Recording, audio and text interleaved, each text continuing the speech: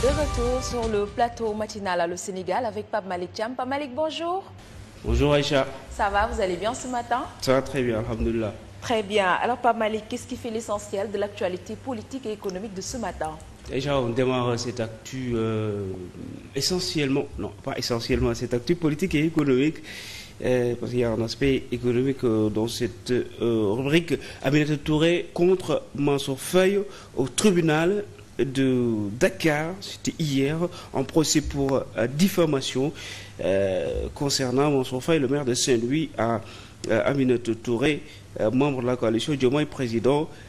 Hier, le procès donc s'est tenu à l'absence de Mansour Faye, mais les accusations et les surfacturations en riz lors du Covid-19, les avocats réclament, les avocats de Mansour Faye réclament 1,5 milliard millions de francs CFA pour procédure abusive. Aujourd'hui, j'étais au tribunal de Dakar suite à la plainte de Mansour Faye sur Le Monde à l'envers. Il a porté plainte contre moi pour diffamation puisqu'il a dit qu'il y avait eu un carnage financier autorisé par son beau-frère Macky Sall, puisque c'est lui qui a levé toutes les lois, tous les fonds, toutes les contraintes concernant la concurrence des prix a dit Aminata Touré.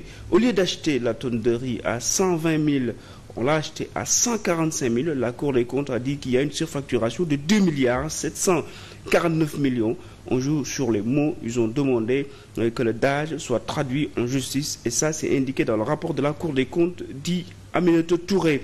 Elle dit aussi, parce que c'était elle seule qui était devant, qui est au tribunal. J'ai passé la journée ici à la barre pendant que lui, qu'on accuse vraiment de surfacturation, parce qu'on parle du ministre, on va nous faire croire qu'il n'a pas de responsabilité dans tout ça. Mais l'ordonnateur des dépenses, vous pensez que dans un ministère, un DAGE peut dépenser plus de 2,7 milliards sans l'aval de son ministre, vous le croyez? Ça ne peut pas exister, ça n'existe dans aucun pays du monde. À noter que l'affaire Aminata Touré contre Mansour Faye sera vidée, jugée le 8 août prochain par le tribunal de Dakar. Voilà ce qui opposait les deux, la femme et l'homme politique, à l'ancien Premier ministre Aminata Touré et l'ancien ministre Mansour Faye. On passe à une autre actualité concernant aussi la politique avec le leader de Gomsebop, Bougane Gueye Dany, qui continue de critiquer le duo Diomaye Faye-Sonko. Bougane Gueye ne lâche pas le duo Diomaye Faye-Sonko, le leader du mouvement Gomsebop, dans une longue publication hier, dénoncer le mutisme des autorités face à la recrudescence de l'immigration irrégulière avec son lot de morts et de drames. D'après lui, le président snob les victimes et leurs familles. Le gouvernement ne s'en indigne point à ces vagues de départ d'un duo incapable de satisfaire les doléances de ceux qui l'ont porté au pouvoir. Les jeunes imposent le départ. Selon lui, ces départs sont la conséquence de tous les échecs des politiques publiques en préparation dans un projet mort-né. Il dit 3 mois de pouvoir pour plus de 35 km parcourus pendant que des jeunes dessus les premiers actes de Diomaye Faye-Sonko bravent l'Atlantique. Des centaines de morts, au moins 1 millier portes disparues en 100 jours. Le dernier drame se jouait au large de Nouakchott avec 45 morts, 185 personnes disparues, 103 sauvées et 25 repêchées. Bougane Gueye Dany indique que la déception et la jeunesse est générale face à un président migrant de luxe qui se pavane dans les capitales avec l'avion présidentiel acquis à plus de 60 milliards de francs CFA, dont la vente pourrait résoudre quelques difficultés des immigrants naufragés qui méritent au moins la reconnaissance de la nation à travers un deuil national. On termine avec cette actu, je disais politique et non économique, mais économique cette fois, avec un projet dénommé Agri Jeunes pour aider les jeunes à de Linguère. Le projet Agri Jeunes, l'association pour le développement intégré et durable, est signé jeudi avec une convention de financement de montant de 192 millions visant à soutenir 250 jeunes du département de Linguère. Les documents ont été paraphé par le coordinateur national du projet AgriJeunes et les collaborateurs et plusieurs autorités administratives et locales. Ce partenariat prévoit un financement des centaines de millions, 192 exactement, à faciliter aux jeunes l'accès à des activités rentables et durables, assurant un revenu mensuel d'au moins 150 000 francs.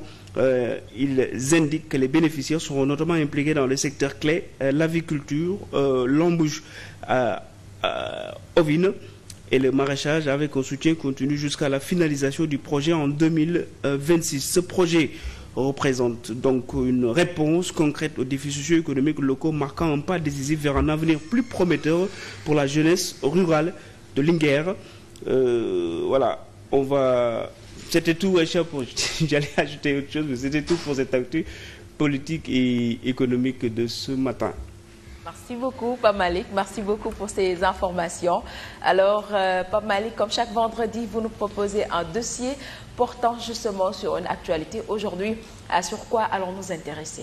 Aujourd'hui, c'est le 26 juillet 2024. C'est aujourd'hui que démarrent les Jeux Olympiques en France, les Jeux 2024. Plus de 10 000 athlètes sont concernés, exactement 10 500 athlètes. Et le Sénégal a l'honneur. Actuellement, le président Bassirou Diomaye Faye est sur place et la délégation sénégalaise.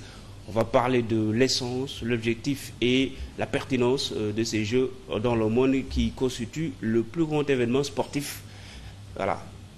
Merci beaucoup. Monde. Merci. On se retrouve dans la deuxième partie. Ok, à tout à l'heure. À tout à l'heure. Merci beaucoup à Pape Malick Thiam. Merci à Grégoire et Charline Rafidi, amis téléspectateurs, pour clôturer en beauté.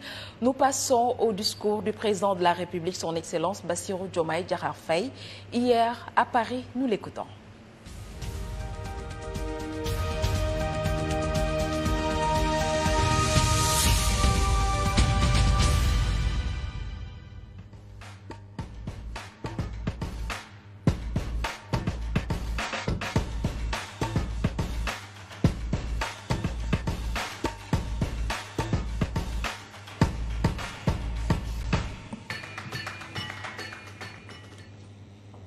Excellences, Monsieur le Président de la République française, Monsieur Emmanuel Macron, chers collègues, chefs d'État et de gouvernement, Monsieur le Président du Comité exécutif du CIO, chers membres du mouvement olympique, Mesdames, Messieurs, je voudrais à l'entame de mon propos remercier le Président Emmanuel Macron et Monsieur Thomas Bach, président du comité exécutif du CIO, pour leur aimable invitation à ce sommet des Jeux du développement durable en prélude des Jeux olympiques Paris 2024. J'adresse à la France, pays hôte, et au mouvement olympique mes meilleurs vœux de succès pour ce rendez-vous de l'excellence sportive mondiale et de la fraternité humaine. En nous réunissant ici sous le sceau, sous la bannière de l'olympisme, nous faisons vivre toute la tradition antique de la trêve olympique, célébrant les idéaux de paix, de sécurité et de compréhension mutuelle entre les peuples. Cette tradition nous rappelle que le sport n'est pas que compétition. Il est aussi une humanité qui rassemble les peuples au-delà de leurs frontières et de leurs différences. C'est tout le sens de la résolution de l'Assemblée générale des Nations unies sur l'édification d'un monde pacifique et meilleur grâce au sport et à l'idéal olympique.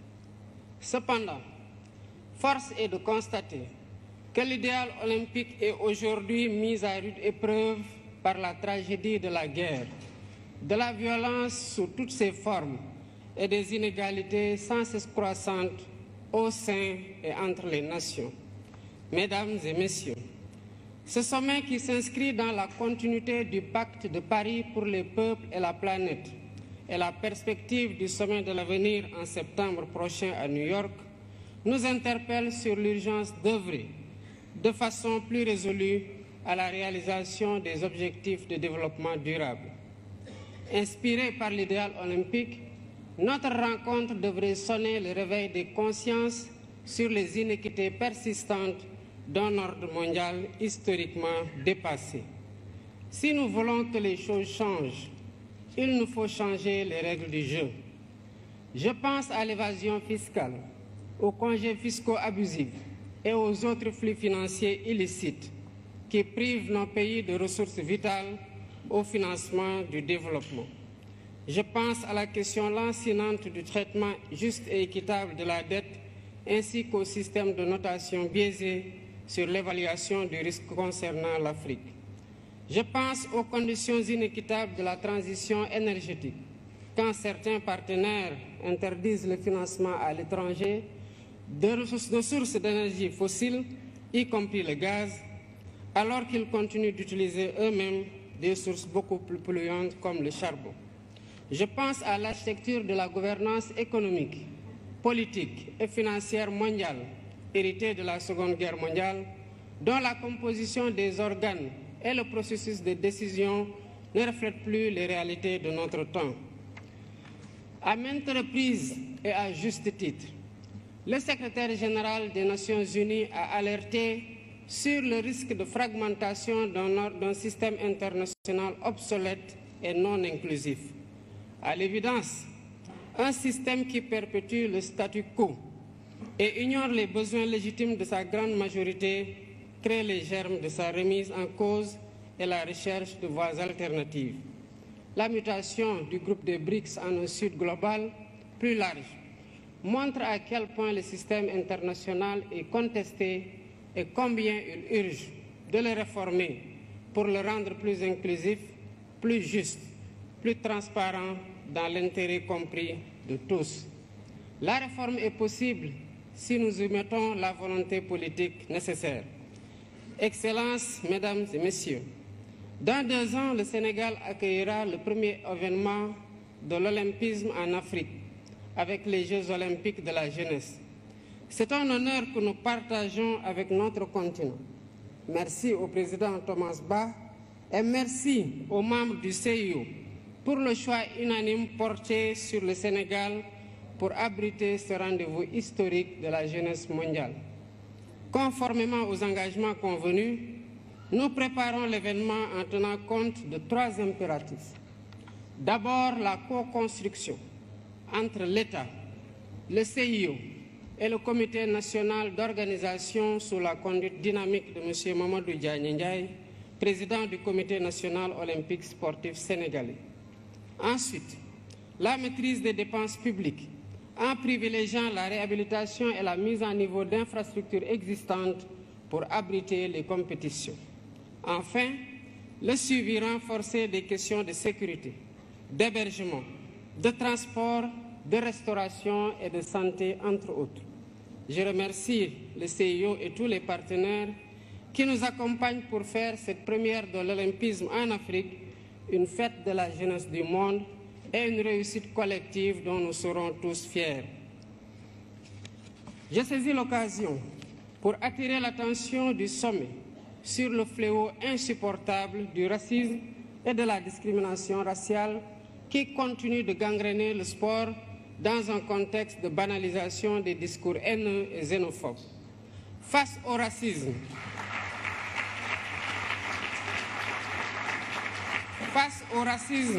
et à la discrimination raciale, nous devons rester debout et intransigeants. C'est ainsi que nous pourrons mieux protéger les valeurs cardinales de l'olympisme et célébrer ensemble sa magnifique devise « Citius, Altius, Fortius ». Je vous remercie de votre aimable attention.